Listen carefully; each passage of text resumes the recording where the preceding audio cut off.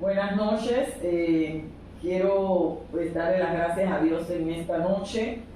Pues quiero compartir con cada uno de ustedes que están, ¿verdad?, en esta reunión familiar sobre las cartas paulinas. Quiero hablar sobre los viajes de Pablo que realizó durante su existencia, durante el tiempo que él estuvo, ¿verdad?, en la tierra, que conoció del Evangelio cuando se convirtió a Jesucristo. Todos sabemos que el apóstol Pablo era un perseguidor de la iglesia, era un hombre incrédulo, era un hombre, ¿verdad?, que no conocía a Jesucristo, y era una de las personas que más persiguió y mató a muchos cristianos. Quiero iniciar primero con una pequeña oración para darle a conocer los viajes y todo lo que hizo el apóstol Pablo en su recorrido y quién era el apóstol Pablo. Así que vamos a pararnos de pie, vamos a orar para iniciar, ¿verdad?, esta enseñanza, dándole las gracias a Dios en esta noche para que el Espíritu Santo, ¿verdad?, dé convicción de que Dios está trabajando a través de su pueblo. Soberano Dios, te damos las gracias, Señor, en esta noche, dándote la honra y la gloria primeramente a ti, mi Dios, porque tú eres fiel, justo, Señor, y verdaderas son tus obras. Reconociendo una vez más, Señor, que sin ti, sin tu presencia, nada podemos hacer. Te pedimos en esta noche que nos dé sabiduría, Padre, para poder enseñar, Padre, este recorrido, Señor, este recorrido de esta enseñanza que hizo el apóstol Pablo junto a sus discípulos, junto a colaboradores, personas que ayudaron, Señor, a que escribieran estas cartas a través del Espíritu Santo. Da convicción, Señor, a esta familia, que el Espíritu de Dios está en este lugar y que ellos puedan recibirte y conocerte, Señor, de la manera que muchos te han conocido. Sabiendo y reconociendo que tú eres el primer invitado en esta noche, te damos la gloria y la honra en el nombre de Jesús. Amén. Amén. Bueno, quiero compartir con ustedes, iniciar, ¿verdad? Podemos sentarnos. Hablar primero, para empezar, con el una de las epístolas que el apóstol Pablo escribió, el segundo libro de Corintios. Quiero compartir con ustedes un versículo de la Biblia antes de iniciar, que está en el segundo libro de Corintios, capítulo 11, versículo 16. Vamos a llevarlo hasta el 33. Y dice el Señor: otra vez digo que nadie me tenga por loco, o de otra manera recibidme como a loco, para que yo también me gloríe un poquito. Lo que hablo no lo hablo según el Señor, sino como en locura, con esta confianza de glorificar. Puesto que muchos se glorían según la carne, también yo me gloriaré, porque de buena gana toleráis a los necios, siendo vosotros cuerdos, pues toleráis si algunos os esclavizan, y si algunos devoran, y si alguno toma lo vuestro, si alguno se enaltece, si alguno os da de bofetada para vergüenza mía, lo digo. Para esto fuimos demasiado débiles. Pero en lo que otro tenga osadía, hacedlo con locura. También yo tengo osadía. Son hebreos, yo también son israelitas, yo también. Son descendientes de Abraham, yo también. Son ministros de Cristo, como si estuvieran loco hablo. Yo más en trabajo, más abundante en azote, sin número en cárceles, más en peligro de muerte muchas veces. De los judíos 5 veces he recibido 40 azotes menos uno. 3 veces he sido azotado con vara, 1 vez apedreado, 3 veces he padecido naufragio, 1 noche y 1 día he estado como náufrago en alta mar. En camino muchas veces, en peligro, en río, en peligro de ladrones, en peligro de mi nación, peligro de los gentiles, en peligro de la ciudad, en peligro en el desierto, peligro en el mar, peligro entre falsos hermanos, en el trabajo y en la fatiga, y en muchos desvelos, en hambre, en sed, en muchos ayunos, en frío y en desnudez. Además de otras cosas, lo que sobre mí se agolpa cada día, la preocupación por todas las iglesias. Quien enferma, yo enfermo. A quien se le hace tropezar y yo no me indigno. Si es necesario gloriarse, me gloriaré en lo que es mi debilidad. El Dios y Padre de nuestro Señor Jesucristo, quien es bendito por los siglos, sabe que no miento. En Damasco, el gobernador de la provincia del rey Aretas guardaba la ciudad de los damaseros para prenderme. Y fui descolgado del muro en un canasto por una ventana y escapé de sus manos. En esta enseñanza de la epístola del apóstol Pablo, podemos darnos cuenta que uno de los hombres más sufrido, que pasó grandes penalidades, que sufrió, que padeció, que también tuvo pues, pasó por momentos de angustia, de dolor, de cárcel, de hambre, muchas veces también de aflicción, fue perseguido, igual que él persiguió a la iglesia, también él fue perseguido, y él decía que él no era digno de ser llamado apóstol, que él no era digno de ser llamado siervo de Dios. Él decía que él no era digno ni siquiera de predicar el evangelio, y que él se hacía pequeño para que nadie lo engrandeciera, porque aquí el grande y el poderoso y el único que merecía ser glorificado era el Señor. Entonces, en la epístola de Pablo, la mayor parte del evangelio en el Nuevo Testamento, el 50% de las cartas de Pablo hablan de los viajes, de las misiones, del encarcelamiento que él tuvo cuando estuvo en Roma. Habla de la causa por la cual él fue encarcelado, que fue la predicación de Jesús. Las enseñanzas de este apóstol nos ayudan a entender que todo lo que nosotros hagamos para Dios es real, que Cristo resucitó de la cruz del Calvario, resucitó después de haber sido azotado, que nuestra fe debe ser inquebrantable, que debemos procurar vivir como verdaderos cristianos y ser una iglesia unida en un solo sentir, bajo una visión, bajo un solo sentir, bajo una sola revelación, que es a través del Espíritu Santo. Tenemos que saber que nosotros vamos a resucitar juntamente con el apóstol, como lo hizo el apóstol, como lo hizo Cristo, como lo hicieron los discípulos, como lo hicieron muchos hombres que murieron creyendo que después de la muerte, ¿verdad?, hay una esperanza. Y pues yo quiero resumir las cartas del apóstol de una manera bastante corta, y quiero introducir, ¿verdad?, grosso modo, un resumen pequeño de las cartas que el apóstol escribió. Fueron 13 cartas que él escribió junto a sus discípulos, junto a mucha gente que colaboraron con él, y todas estas personas fueron guiadas por el Espíritu Santo, y es donde Pablo introduce el evangelio, ¿verdad?, a través de esta manera. Dice en la epístola del libro de Romanos, uno de los libros que él escribió, Pablo escribe esta carta cuando estaba preparándose para viajar a Roma. Él decía que debemos mantener nuestra fe en Cristo Jesús.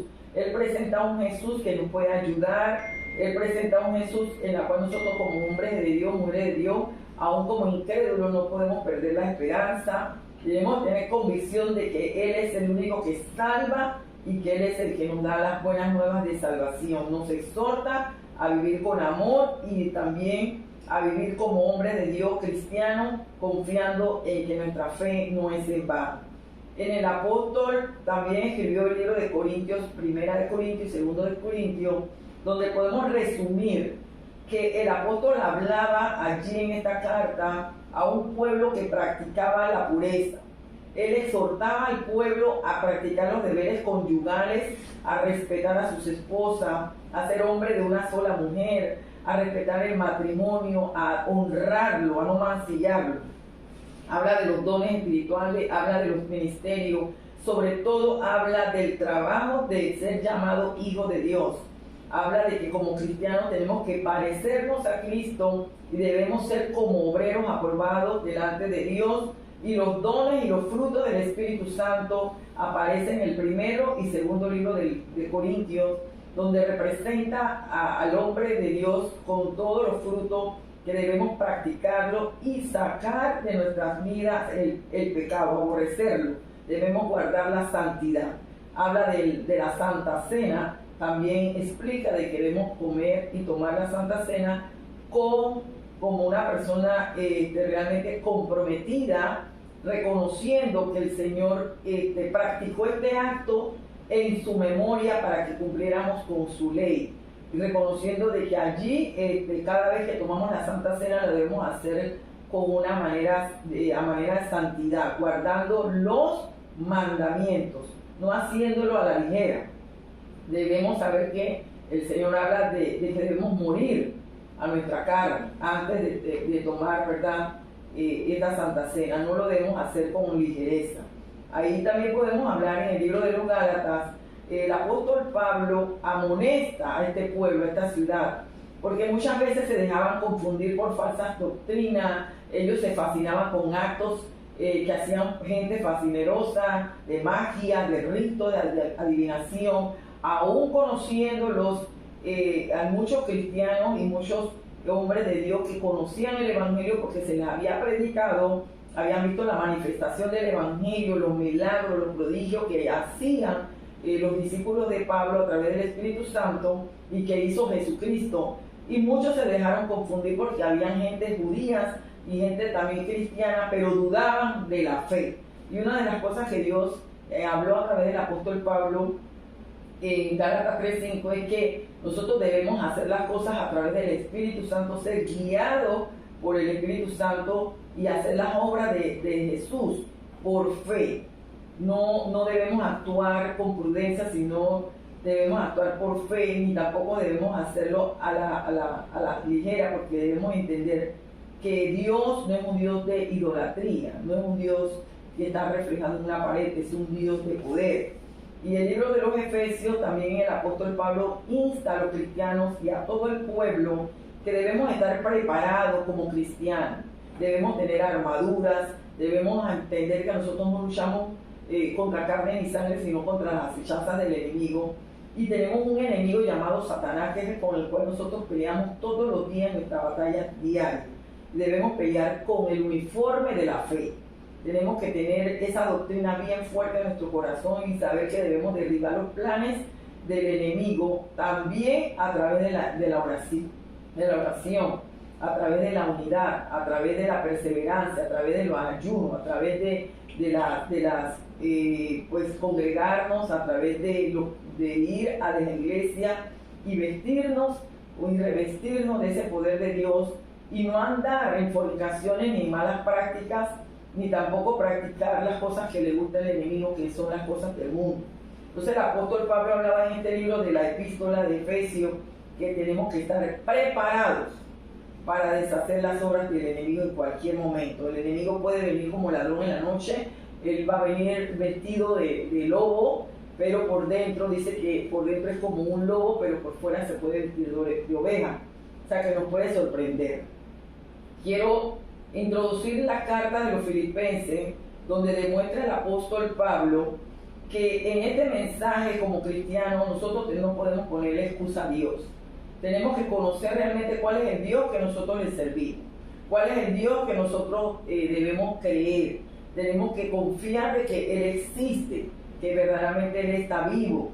Aún estando el apóstol Pablo en la cárcel, pasó por prisiones, pasó por pruebas, pasó por penalidades, fue azotado. A pesar de que él estaba encarcelado, él instaba a todos los discípulos, a los creyentes, aún a sus seguidores que trabajaban con él, porque él tenía hombres y mujeres que ayudaban al apóstol Pablo y enviaban ayuda al apóstol. Y le daban a conocer al apóstol los problemas que estaban pasando en las ciudades que él había fundado junto a sus discípulos. Y él traía notas y mandaba notas de consolación a estos pueblos, instándole a la comunión del Espíritu Santo, a vivir con gozo, a vivir aún en medio de la aflicción, mantener esa alegría, esa paz, esa felicidad, no poner su problema, ni poner la mirada en el problema, ni en la circunstancia, ni en la prueba. Podemos entender que también el Espíritu Santo le hablaba al apóstol Pablo, donde él estaba enfatizando al grupo de los discípulos a crecer en el Evangelio, a expandirse aún en medio de todas las dificultades que los pueblos estaban pasando en estos tiempos, porque la iglesia era una iglesia muy perseguida. Eran ciudades donde el Evangelio no se podía predicar, pero el apóstol seguía insistiendo a todos sus colaboradores de que debíamos seguir continuando con la predicación del Evangelio. Y le habló a los colosenses, y dice que el mensaje que le habló a los colosenses era un mensaje donde él estaba enfatizando que no se corrompieran, porque había mucha gente que los corrompían con falsas doctrinas. Mucha gente le hablaba de Jesucristo y les hacía creer al pueblo de que Jesucristo no estaba vivo, que Él había muerto, que Él no iba a resucitar, que eso era imposible. Y el apóstol le hablaba de que no se corrompieran, que tuvieran discernimiento. Quizás en este libro de los Colosenses, una de las cosas que más me llama la atención del apóstol Pablo, que él hablaba de Jesucristo y lo ponía como una deidad. Él decía que Jesús era majestuoso, que era el principal de la cabeza de una iglesia, que Él era el más alto, el más sumo sacerdote, que Él era el más grande, que Él era el varón más excelso en todo, que era más santo. Él hacía ver al pueblo que era majestuoso conocer a Jesús y que debíamos dejarnos de estar pensando en que Jesús no existía, porque había muchas demostraciones de que Jesucristo indudablemente estaba vivo, y que no se dejaran engañar con vanas doctrinas y con vanas palabras de hombres, y teníamos que tener discernimiento para saber lo que proviene de Dios y lo que proviene de la carne. Asimismo, el apóstol Pablo también creció, ¿verdad?, en conocimiento, en sabiduría. El apóstol Pablo tenía mucho discernimiento y podía darse cuenta fácilmente cuando alguien estaba engañando al pueblo, solamente con el escucharlo hablar, el escucharlo cómo se manifestaba, la forma como escribía. Y dice que él, cuando escribió a los tesalonicenses, primera y segunda de Tesalonicenses, él escribe un evangelio diferente. Él le habla al pueblo de los tesalónicas que se enamoren de Jesús, que le sirvan con devoción, que le amen con alegría, que los apoyen unos a los otros, que apoyen a otras ciudades, y que conozcan que el primer amor es lo que es el punto principal para poder servir a Dios con esa plenitud. Él aconsejaba a los tesalónicas que no se les apagara el fuego, porque ellos, cuando conocieron el evangelio, ellos fueron los primeros que dijeron: vamos a servirle a Dios y vamos a conocer más el evangelio y vamos a seguir trabajando para el Señor. Ellos querían servir al Señor sin esperar nada a cambio. Fue una de las ciudades que más creyó en el Señor automáticamente, y no tuvo que persuadirlo, no tuvieron que predicarle tanto. Ellos quisieron creer desde el comienzo, y muchos se animaron, muchos llegaron a servir al Señor y estaban esperando la venida de Cristo. Y ellos decían que ellos no iban a dejar de servir al Señor. Y muchos cristianos hoy en día dejan de servir al Señor porque pierden el primer amor. Entonces esto le sucedió al pueblo de los tesalónicos. Ellos querían agradar a Dios con sus conductas irreprensibles. O sea, que ellos no querían fallarle a Dios. A pesar de las pruebas, a pesar de las dificultades, nosotros tenemos que entender que debemos servir a Dios, aunque no importa nuestra situación, no importa nuestras pruebas, no importa el proceso que tengamos, tenemos que servir a Dios y confiar más en Él, de que Él nos va a sacar a nosotros adelante, porque Él es nuestro sustentador, y Él es suficiente para poder darnos a nosotros respuesta y sacarnos adelante. Quiero compartir el libro de Timoteo, primero y segundo. Ahí podemos concluir que el apóstol Pablo hablaba a un hombre llamado Timoteo. Este hombre era un colaborador de Pablo.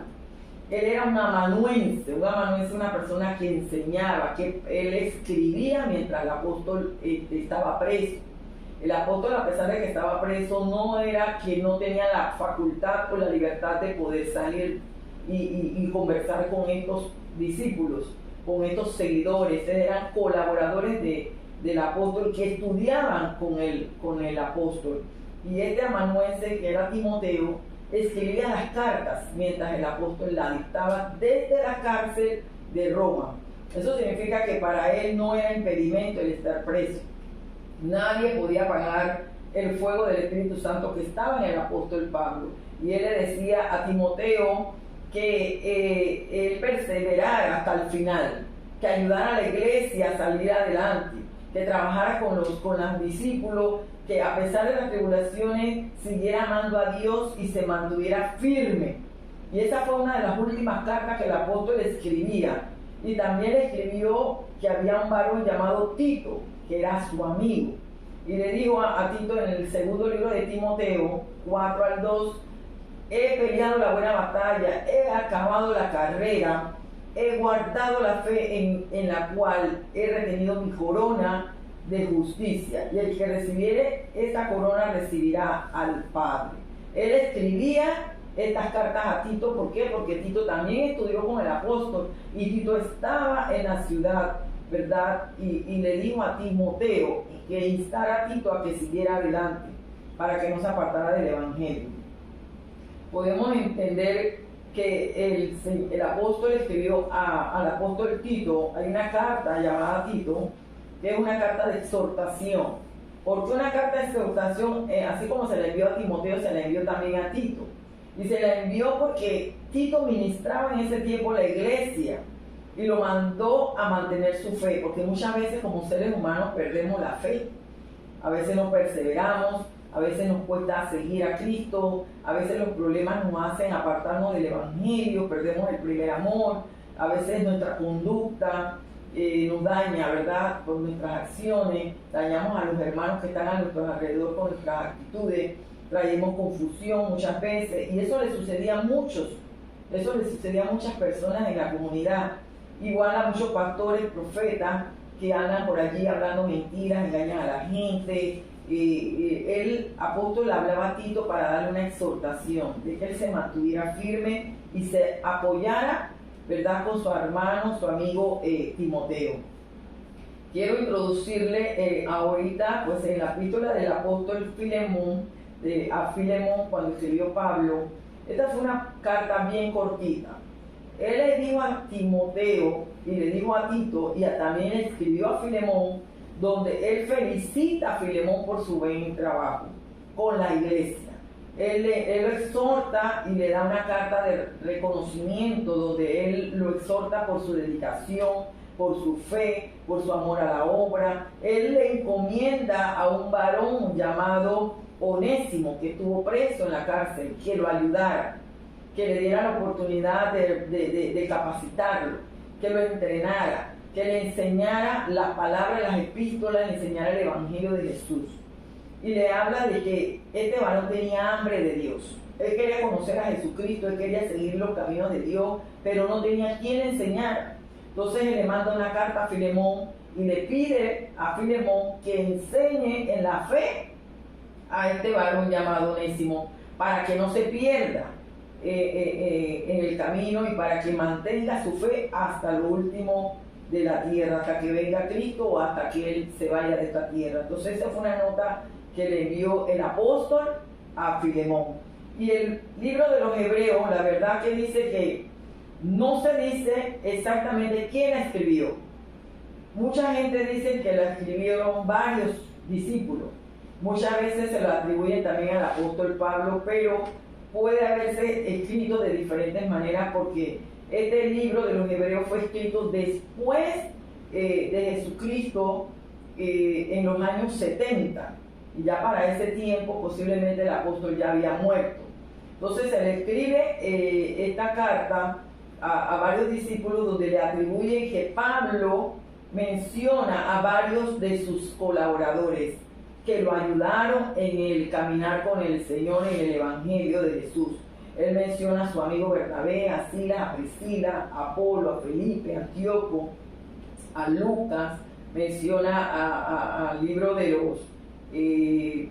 los Hebreos, menciona de que había un pueblo que se sentía muy perseguido. Todos ellos eran cristianos, pero también tenían confusión muchas veces porque a pesar de que eran cristianos, veían cómo eran azotados, golpeados, encarcelados, se desanimaban, no tenían muchas veces quien los ayudara a ellos a levantarse porque se sentían solos.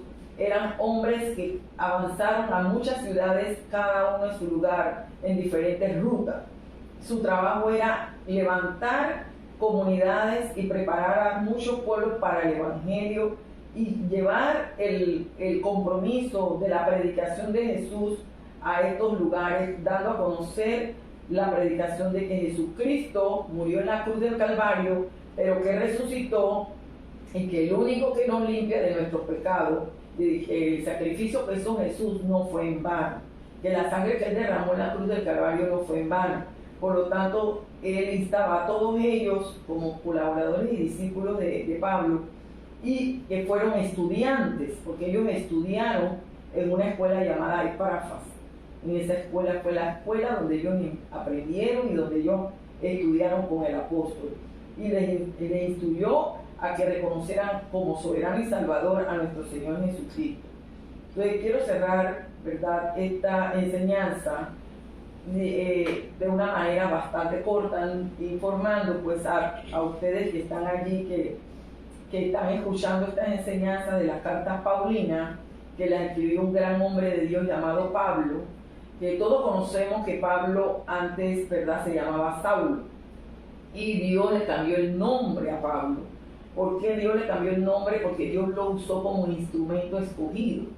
A pesar de que él no creía en el Evangelio, que él era un hombre que él tenía un odio a la iglesia cristiana, él no conocía a Jesucristo, pero Jesús se le apareció, ¿verdad?, cuando iba camino a Damasco.